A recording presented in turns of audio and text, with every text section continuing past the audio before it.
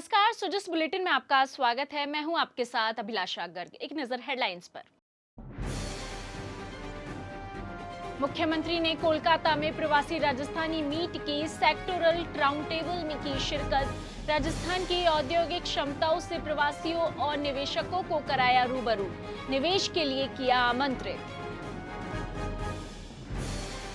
प्रदेश में केमिकल्स और पेट्रोकेमिकल्स उद्योगों के बढ़ रहे अवसर। राजस्थान बन रहा देश का अग्रणी आईटी हब। शेखावाटी की हवेलियों के संरक्षण के लिए प्रयासरत है प्रदेश सरकार। किसान कल्याण के लिए प्रतिबद्ध है राज्य सरकार। राज्य में न्यूनतम समर्थन मूल्य पर खरीद योजना का हो रहा प्रभावी क्रियान्वयन। कृषि जिन्सों की एमएसपी पर रिकॉर्ड खरीद से लाभान्वित हो रहे हैं किसान।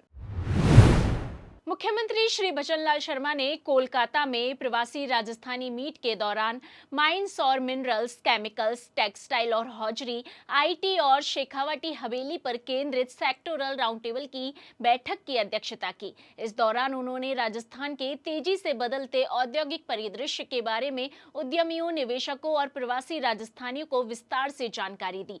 श्री शर्मा ने mines and minerals sectoral round table में चर्चा करते हुए कहा कि ग्रेनाइट और संगमरमर के प्रचुर भंडार के साथ साथ राजस्थान जस्ता, सीसा और चूना पत्थर का अग्रणी उत्पादक राज्य है।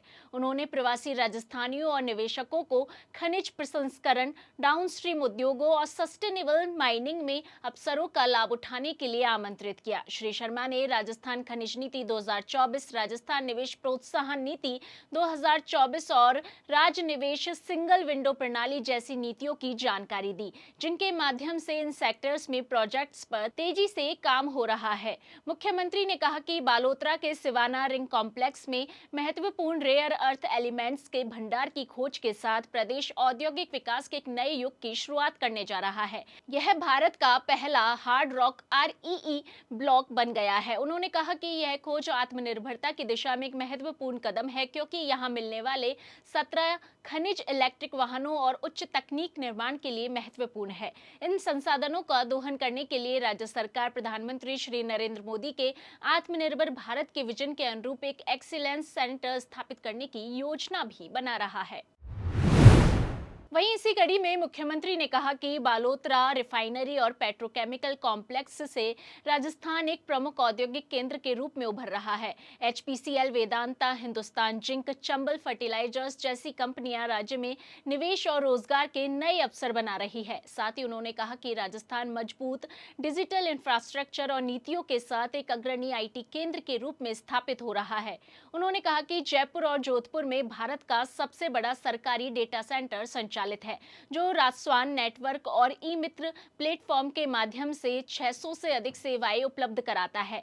आई स्टार्ट के तहत 4900 से अधिक स्टार्टअप और टेक्नो हब जैसी सुविधाओं के साथ प्रदेश का इनोवेटिव इकोसिस्टम लगातार विस्तार कर रहा है। वहीं उन्होंने बताया कि भीलवाड़ा टेक्सटाइल सिटी के रूप में राज्य की नई पहचान बना रहा है और नई textile and apparel policy 2025 sustainable manufacturing को प्रोत्साहित कर रही है। श्री शर्मा ने राजस्थान की समृद्ध सांस्कृतिक और स्थापत्य विरासत के साथ ही शेखावाटी हवेलियों के संरक्षण के संबंध में भी चर्चा की।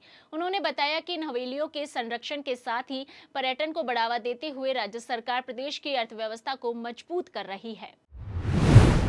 मुख्यमंत्री श्री भजनलाल शर्मा के नेतृत्व में राज्य सरकार किसानों के कल्याण के लिए प्रतिबद्धता से कार्य कर रही है।